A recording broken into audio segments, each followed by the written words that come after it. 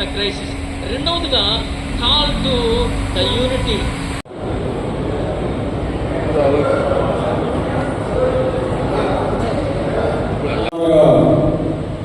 నాకు ఊహ తెలిసినప్పుడు నేను కృష్ణా స్టేషన్లో vision begins when burden becomes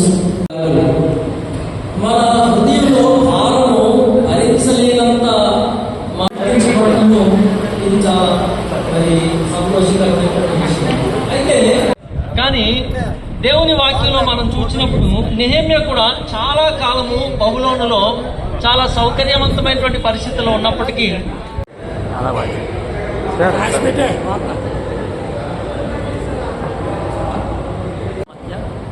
ఐక్యత మరియు సహవాసం కొరకైనటువంటి సమావేశాన్ని గ్రేట్ మెమోరియల్ బ్యాప్టిస్ట్ సంఘంలో ఏర్పాటు చేయడం జరిగింది.